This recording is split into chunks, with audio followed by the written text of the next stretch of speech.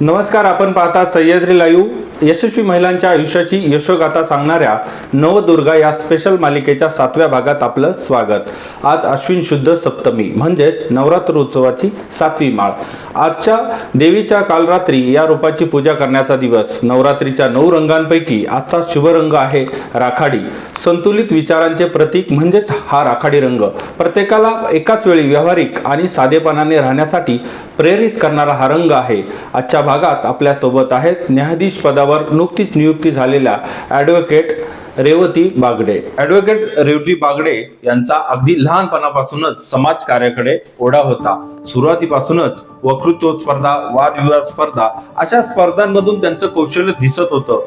समाजासाठी काम करण्यासाठी वकिली व्यवसायाकडे न वळता त्यांनी थेट न्यायाधीश बनण्याचं स्वप्न मनाशी बाळगलं आणि ते सत्यात उतरवलं. प्रामाणिकपणे केलेल्या त्यांच्या प्रयत्नांना पहिल्याच वेळी यश मिळालं.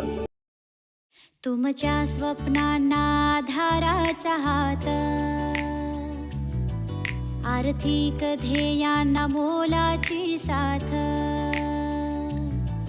विश्वासाची बँकिंग, जिव्हाळ्याची सेवा, फक्त पैशांची नव्हे, भविष्याची ठेव ठेवा.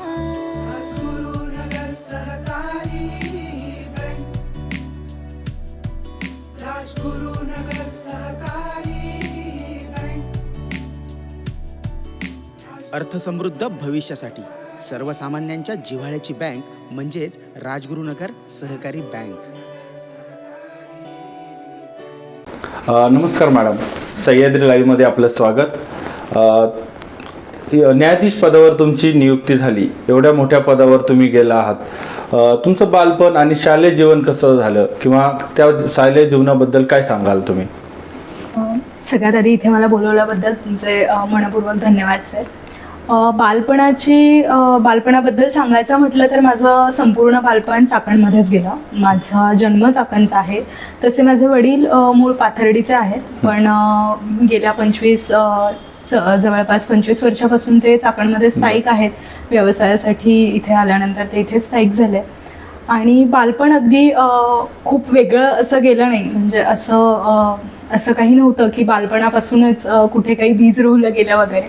अगदी साधेपणात माझं बालपण गेलं. आई वडील भाऊ यांच्या सगळ्यांच्या सोबतीने. माझं मूळ शिक्षण जे आहे, जे आपण प्री प्रायमरी एज्युकेशन असं म्हणतो, ते रोटरी क्लब चाकणमध्ये माझे KG जे किंडरगार्टन आहे ते तिथे झालं. त्याच्यानंतर 1ली ते 10वीचं शिक्षण माझं पायस मेमोरियल हायस्कूल म्हणून वाकीमध्ये जी शाळा आहे तिथे झालं. आणि त्याच्यानंतर मग मी पुढील शिक्षणासाठी पुण्यामध्ये गेले. तुमचं बालपण अगदी साधेपणात गेलं असं तुम्ही सांगताय. मग तुम्ही अचानक विधी क्षेत्राकडे कसे काय वळाला? तसं पाहायला गेलं तर घरात कोणी कधी विधी क्षेत्रामधलं काही बॅकग्राऊंड असं मला नाही आहे. पण माझे आजोबा म्हणजे माझ्या आईचे वडील PSI होते आणि पप्पांनाही थोडं सामाजिक क्षेत्राची आवड आहे. मग अगदी लहानपणापासून मी त्यांच्या गप्पा ऐकत राहायचे. त्या सगळ्या याच विषयांवरती असायचा की इकडे गुन्हा दाखल झालाय किंवा इकडे हे झालंय, इकडे ते झालंय. तर मग ते कुठेतरी इंटरेस्ट तिथे डेव्हलप झाला असं मला वाटतं. आणि अगदी 8वीमध्ये वगैरे मी असताना कुठेतरी असं एक डोक्यात तेव्हा हे झालं होतं की आपल्याला असं काहीतरी करायचं जे 9 to 5 जॉबच्या खूप कन्सर्न नाही राहणार, किंवा एक असं फील्ड हवंय जिथे थोडीशी सोशल कनेक्टिव्हिटी असेल, किंवा रोज असे विषय बघायला मिळतील जिथे आपण काहीतरी इंटरेस्टिंग होईल. कारण तेव्हा म्हणजे अगदी लहान होते 8वीमध्ये मी, आणि तेव्हा एक हेच असायचं की हे इंटरेस्टिंग वाटतं, हे जे बोलतात सगळं ते, आणि मग काय काय असं मला करता येईल. तर मग ते 10वीपर्यंत येईपर्यंत असे 1-2 फील्ड्स डोक्यात कुठेतरी तयार झाले होते. लॉ म्हणा किंवा जर्नलिझम म्हणा, की ह्याच्याशी निगडीत मी काहीतरी करू शकेल.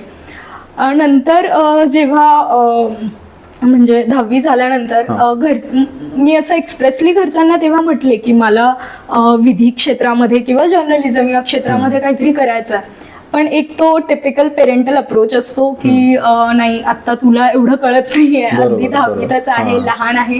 त्यांचंही ते बरोबर होतं. तेव्हा खरंच मी लहान होते.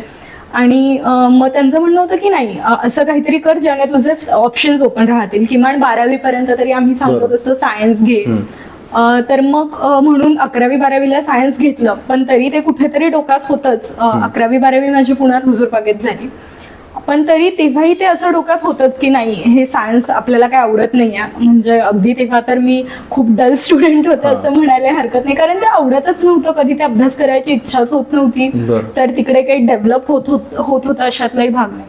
मग एक तेव्हा क्लिकच झालं होतं किंवा तेव्हा लक्षातच आलं होतं की हे आपल्याकडनं होणार नाहीये, किंवा सायन्समध्ये किंवा अगदी इंजिनिअरिंग किंवा काय वेगळं, तर हे आपल्याला आवडतच नाही. मग ते तिथे कन्फर्म झालं की मी लॉच करेल, कारण मला तेव्हा असं वाटलं की इथे नंतरही मला थोडेफार ऑप्शन्स राहतील. प्रॅक्टिस करू शकेल किंवा प्रोफेसर म्हणून काम करू शकेल जर काही नाही झालं तर, किंवा नंतर न्यायाधीश होऊ शकेल असंही एक ऑप्शन तेव्हा मला दिसत होतं. मग म्हणून लॉ करायचं असं ठरवलं. त्याच्यानंतर ILS लॉ कॉलेज जे आहे, विधी महाविद्यालय पुण्यामध्ये चिपळूणकर रोडला आहे, तिथे मी लॉला ऍडमिशन घेतलं. आमचं CETचं पहिलंच वर्ष होतं आणि कॉलेजही चांगलं असल्यामुळे तिथे नंबर लागल्यावरती घरचे अगदी खूप आनंदात होते. मग तिथून माझं खरं विधीचं हे सुरू झालं. आणि घरातही म्हणजे आजपर्यंत माझ्या आईने किंवा वडिलांनी असं कधी प्रेशराईज नाही केलंय की बऱ्याचदा आपण बघतो आजूबाजूला की असं असतं की मुलांकडनं खूप एक्सपेक्टेशन्स असतात की तू इंजिनिअरिंगच कर, डॉक्टरच बन, हेच कर तेच कर. तर तसं माझ्या घरी कधी झालं नाही. थोडेफार वडिलांचे तरी एक्सपेक्टेशन्स होते की सायन्स कर किंवा हे कर, पण आईने तर माझ्या कधी प्रेशराईज केलं नाही आणि नेहमी हा भर दिला की तुला जे करायचं ते कर आणि what ever you will do, आम्ही आहोत तुझ्यासोबत. तर मग ह्या गोष्टीचा मला खूप फायदा झाला, कारण जर त्यांचा हा अप्रोच नसता तर कदाचित मी स्वतःचा कल ओळखूच शकले नसते कधी. तुम्ही लॉ केलं आणि अचानक तुम्ही न्यायाधीश होण्याकडे कल तुमचा दिसून आला. मग हे आधीच ठरलं होतं की काही प्री प्लॅन होता, काही कुणी सुचवलं? मी जेव्हा लॉ करायचा हा निर्णय घेतला, म्हणजे अगदी 10वी किंवा 11वी-12वी मध्ये, तेव्हा असं एक डोक्यात इम्प्रेशन होतं की आपल्याला सामाजिक काम करायचं आहे, पण तेव्हा तेवढं प्रॅक्टिकल आपल्याला माहिती नसते किंवा तेवढं आपण काही आयुष्य पाहिलेलं नसतं. आणि नंतर मग जेव्हा मी लॉ करायला लागले आणि पहिल्या दुसऱ्या वर्षापासून मी जेव्हा इंटर्नशिप्स करायला लागले, कोर्टात जायला लागले, तेव्हा थोडं लक्षात यायला लागलं की आपण कायम घरच्यांवरती पैशांसाठी डिपेंड नाही राहू शकत. आपल्याला स्वतःच्या पायावरती इकॉनॉमिकली उभं राहणं ही तेवढंच गरजेचं आहे. आणि मग जेव्हा मी कोर्टात जायला लागले तेव्हा असं ते एक दिसायला लागलं की आपल्याला जर या क्षेत्रामध्ये पैसे कमवायचे असतील प्रॅक्टिस करून, वेळ लागेल पैसे कमवायला आणि थोडं कमी पैसे मिळतील सुरुवातीला, किंवा किती वेळ लागेल तेही अंदाज येत नव्हता पटकन. मला तेव्हा सगळ्यात चांगला ऑप्शन जो दिसून आला तो JMFC ची परीक्षा देणं होतं, जे MPSC घेते. मग ते तिसऱ्या वर्षामध्ये क्लिअर झालं की हो, आता आपल्याला हेच करायचं आहे आणि परीक्षाच द्यायची आहे. तर मग तिथून पुढे हा प्रवास खरं सुरू झाला. खरं तर न्यायाधीश होण्याचा तुमचा निर्णय खूप पॉझिटिव्ह झाला, सर्वांनी तुमचं कौतुक केलं, सगळं झालं. पण हा निर्णय घेताना त्यामागचे कष्ट कुणाला दिसले नाहीत. तर तुम्ही काय सांगाल, ही मेहनत कशी केली, अभ्यास काय सांगाल याविषयी? मुळात म्हणजे जेव्हा करायचं ठरलं की मी JMFC देणार आहे, MPSCचा हा अटेम्प्टही देणार हे ठरलं, तर मी लास्ट इयरला होते तेव्हा माझं फिक्स झालं होतं. आणि तेव्हा माझ्या एक सिनियर होत्या, त्याही परीक्षा देत होता. तर एकदा सहज मी त्यांच्याजवळ असं मत व्यक्त केलं की मॅडम मलाही करायचं आहे. तर त्या दिवशी त्या मला म्हणाल्या होत्या की रेवती, मी माझ्याकडनं हे झालं नाहीये, पण माझी काहीतरी गोष्ट चुकली.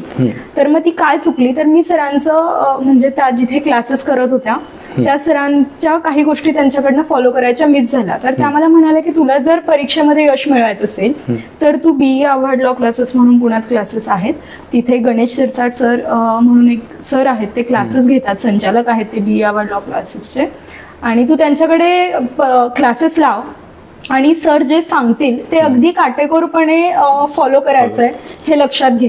तर मग मी लगेच म्हणजे त्यांच्याशी बोलणं झाल्यानंतर लगेच बॅच लावून दिली. तेव्हा माझी ऍड वगैरे आलेली नव्हती, पण एक अंदाज येईल आपल्याला या हेतूने मी लावून घेतला होता क्लास. आणि खरं तेव्हा अभ्यास सुरू झाला नव्हता, कारण तेव्हा रिझल्ट यायला जवळपास 6 महिने बाकी होते, म्हणजे मी लॉ करतच होते तेव्हा. मग जसं माझं लॉ झालं 2021च्या ऑक्टोबर-नोव्हेंबर महिन्यामध्ये आमची सनदही आली, रिझल्ट आला, सनद आली आणि डिसेंबरमध्ये लगेच ऍड आली MPSCची 2021 मध्ये आणि त्याची प्री होणार होती 12 मार्चला. बरं. मग मी सरांकडे गेले आणि त्यांना सांगितलं की सर मी असे क्लासेस ऑनलाईन करते आणि आता ऑफलाईनही बॅच सुरू होणार होती, तर तेही क्लासेस जॉईन केले आणि खऱ्या अभ्यासाची सुरुवात माझी तिथून झाली. मग तेव्हा मला पहिल्या दिवशी सर म्हटलं होते की क्लासेसच्या की तुम्हाला जर ह्याच्यात यश मिळवायचं असेल तर तुम्हाला तुमचं सोशल मीडिया किंवा सगळे आयुष्यातले डिस्टर्बन्सेस आधी बंद करावे लागतील, अभ्यासात जे जे अडथळे येणार होते. मग त्या दिवशी ठरवलं की आपल्याला जर आता यश मिळवायचं आहे तर मॅडमने सांगितलं सरांचं सगळं ऐकायचं आहे आणि जर खरंच ऐकायचं तर हेही ऐकावंच लागेल, बरोबर. फोन वगैरे सगळं थोडं बंद ठेवावं लागेल. मग जशी घरी गेले त्या दिवशी तसं व्हॉट्सॲप किंवा बाकी मी अशी खूप ॲडिक्टेड नव्हतं फोनला. फेसबुक मी आजपर्यंत कधी वापरलेलं नाही आहे, थोड्याफार प्रमाणात इंस्टाग्राम वगैरे तेव्हा वापरत होते, तर ते सगळं बंद केलं आणि अभ्यासाला आता सुरुवात करायची असं म्हटलं. त्याच्यानंतर 2-3 दिवस थोडं वाटायचं की आपण फोन बघूयात थोडा वेळ हे ते, तर पण ठीक आहे, त्याची सवय हळूहळू होत गेली. त्याच्यानंतर अगदी काही अडथळे नव्हते कुठे काही, फक्त एक असं होतं की मला थोडं पहिल्यापासून झोपेचं जास्त सवय आहे, तर खूप जास्त झोपायचं मी, अगदी 12-12 तास 15-15 तास दिवसातले झोपू शकते, म्हणजे आजही तेवढं हे आहे. पण मग तेव्हा सर म्हटलं होतं की तुम्हाला फिगर आउट करायचं तुमच्या अभ्यासात कोणत्या कोणत्या गोष्टींचा अडथळा येऊ शकतो.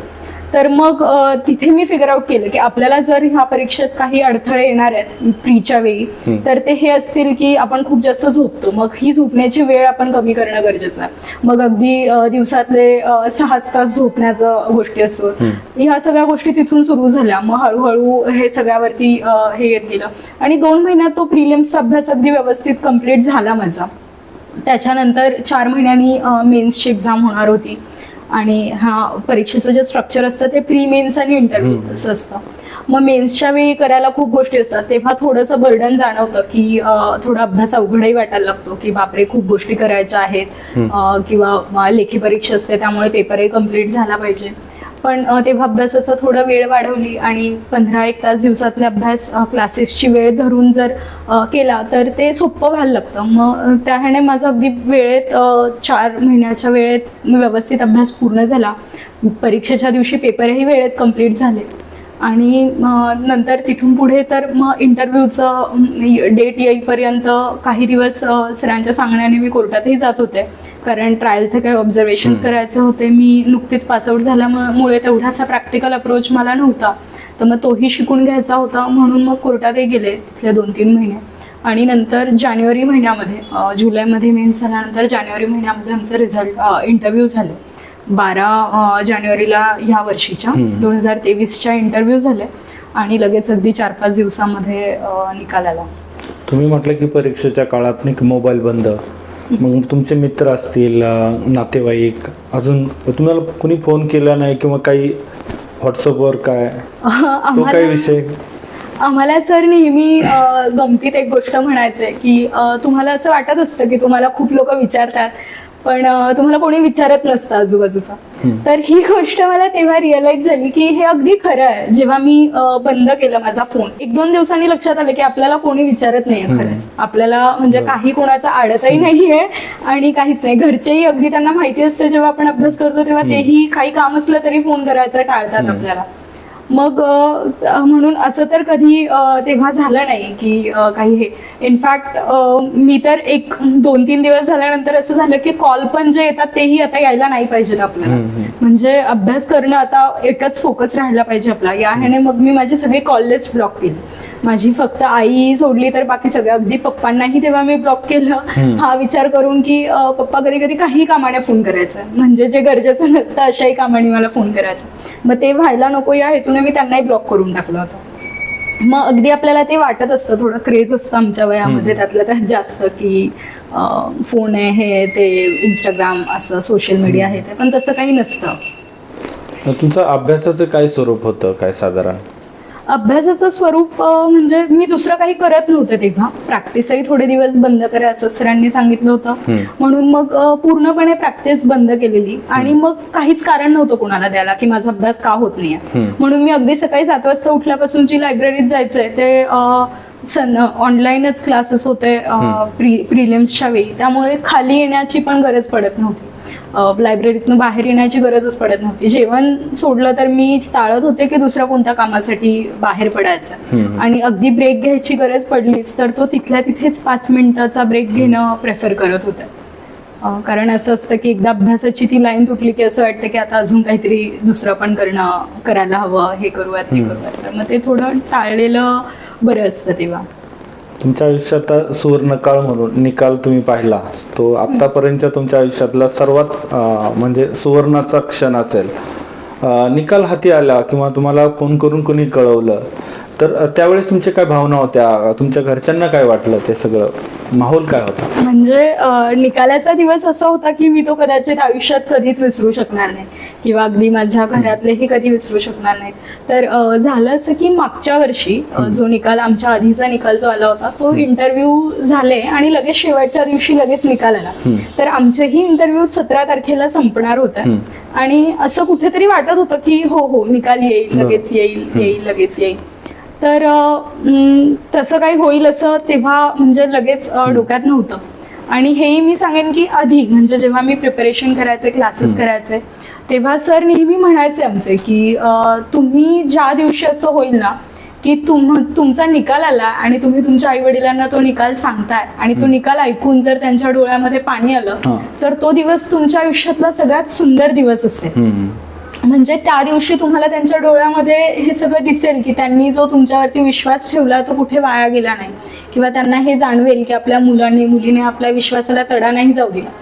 तर प्रिपरेशन करताना मी एकटी राहायचं, म्हणजे आई वडिलांसोबत राहत नव्हते.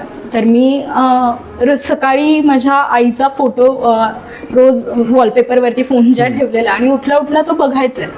तर ते बघितलं की मला रोज हे सरांचे शब्द आठवायचे की आपल्याला तो दिवस बघायचा आहे जेव्हा माझा रिझल्ट ऐकून माझ्या आईच्या डोळ्यामध्ये पाणी येईल. आणि माझा रिझल्ट आला, म्हणजे त्या दिवशी रात्री 9 वाजलं होतं, आणि आम्हाला वाटलं की आता काय रिझल्ट येणार नाही, म्हणून एकदम रिलॅक्स्ड होते मी. आणि अचानक माझे पप्पा ओरडत आले 9:30 वाजता की तुझा निकाल लागला. तुमच्या स्वप्नांना आधाराचा हात,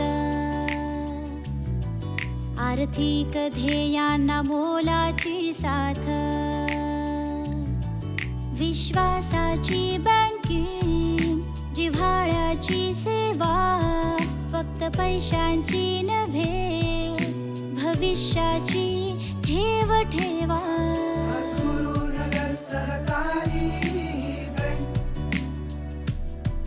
राजगुरुनगर सहकारी बँक. अर्थसमृद्ध भविष्यासाठी सर्वसामान्यांच्या जिव्हाळ्याची बँक म्हणजेच राजगुरुनगर सहकारी बँक.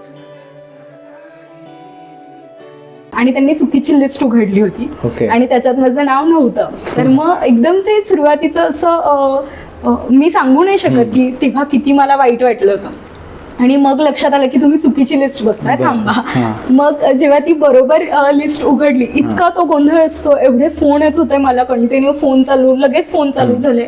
आणि ते फोन जेव्हा चालू झाले तेव्हा मला कुठेतरी असं वाटलं की कदाचित माझा रिझल्ट आलाय, पण ती लिस्ट बघेपर्यंत आपलं ते समाधान होत नसतं.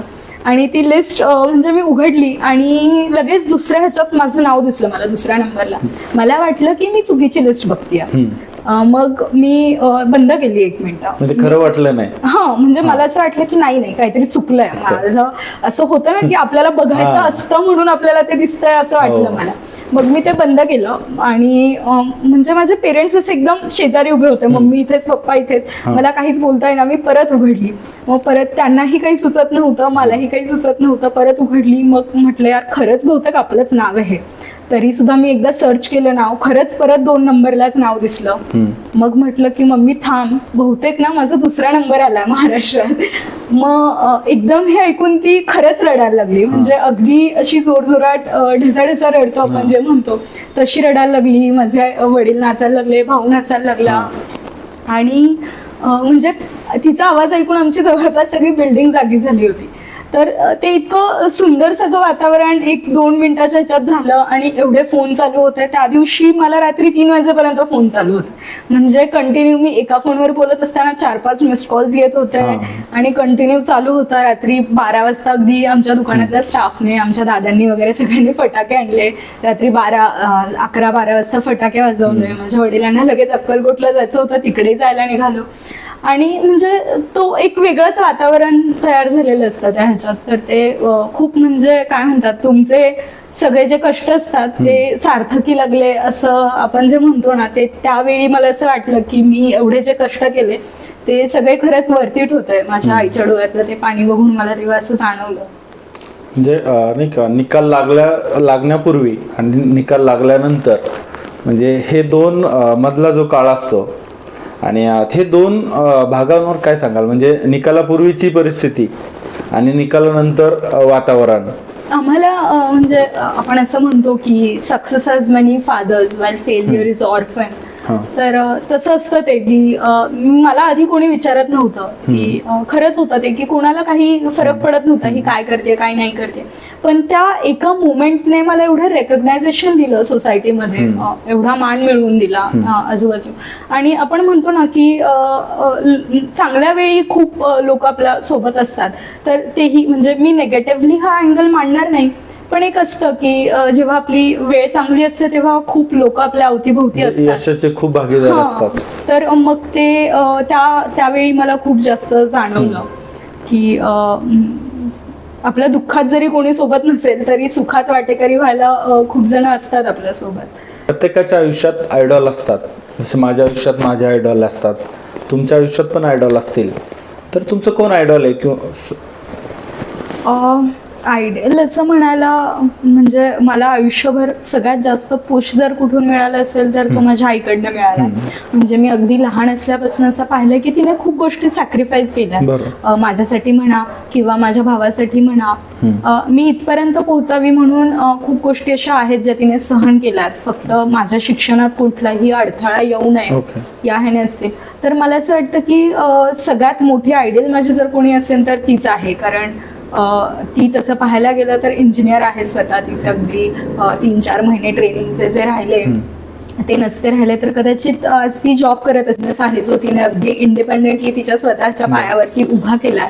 तर म्हणजे मी असं म्हणेन की लोकांना जे आमच्या सोबतची पिढी आहे त्यांचे प्राऊड पेरेंट्स असतात, तसं मी एक प्राऊड डॉटर आहे की माझी आई खूप जास्त एस्टॅब्लिश्ड आहे.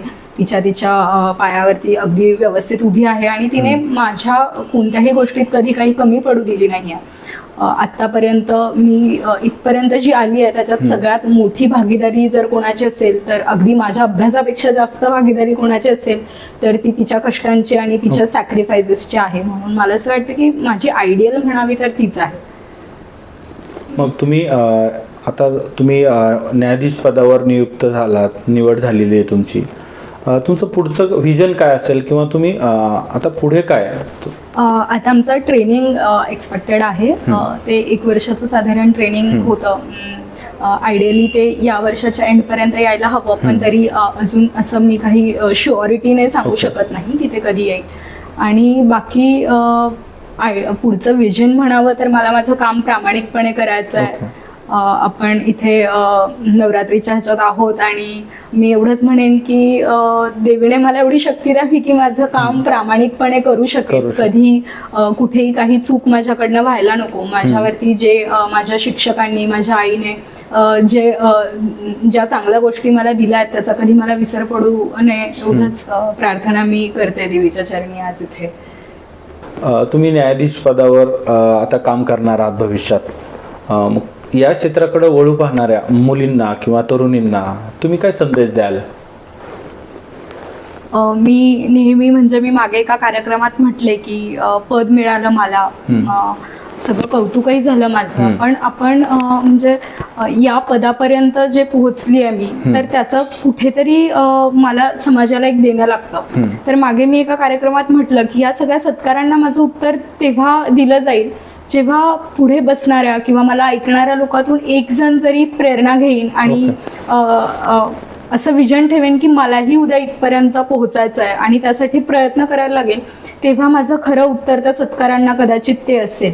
तर मी हेच म्हणेन की या सगळ्यांनी माझ्या ह्या सगळ्या ह्याच्यातून एक कुठेतरी इन्स्पिरेशन घेतलं पाहिजे की कारण अगदी असं नाही आहे की मी काही खूप वेगळं केलंय किंवा काय.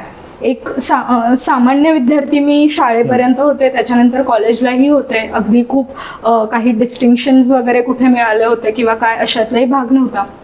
तर अगदी अशक्य काहीच नाहीये, फक्त आपले कष्ट प्रामाणिक असतील की व्यवस्थित everything else falls in line than. आणि शेवटी एक हे असतं की आपल्याला जाणीव असली पाहिजे. म्हणजे माझ्यासाठी खूप लोक कष्ट घेतात. मी नेहमी म्हणते हे की मी खूप जणांना बघितलंय, माझे शिक्षक असतील, माझे एक शिक्षक होते जे सकाळी 5 वाजता उठून माझा एकटीचा क्लास घ्यायचा. माझी आई असेल जी त्या क्लासला सोडवायला मला पायी यायची, तिने आयुष्यभर तर खूपच कष्ट घेतलेत माझ्यासाठी. किंवा नंतर गणेश सर असतील जे रात्री 11-11, 12-12 वाजता आमचे मॉक घ्यायचे. तर हे सगळे लोक आपल्यासाठी खूप कष्ट घेत असतात. त्यांचा काहीच स्वार्थ नसतो. उद्या पोस्ट आपल्याला मिळते, पैसेही आपल्याला मिळतात. असं नाहीये की आपण पगारातनं काही त्यांना नेऊन देणार आहेत. तर आपल्या ह्या कष्टांमध्ये त्यांची खूप मोठी भागीदारी असते. म्हणजे आपल्यापेक्षा जास्त कष्ट त्यांचे असतात, खऱ्या अर्थाने निस्वार्थी कष्ट त्यांचे असतात. तर मग ह्याची कुठेतरी जाणीव आपल्याला असणं खूप जास्त गरजेचं आहे. तर ही जाणीव आपण ठेवली तर मला असं वाटतं की सगळ्या गोष्टी बरोबर होत जातात. कारण मग आपण विनाकारण कुठे वेळही वाया घालवत नाही आणि काही चुकीच्या मार्गाला कधी जाण्याची आपल्याकडनं ती हिंमतही तेवढी होत नाही, जर ती जाणीव आपल्या मागे कुठेतरी असेल तर. तर या होत्या ॲडव्होकेट रेवतीताई बागडे. पहिल्याच प्रयत्नात न्यायाधीश पदाला गवसणी घालत समाजासमोर त्यांनी एक नवा आदर्श ठेवला. उद्या नवरात्रीची 8वी माळ.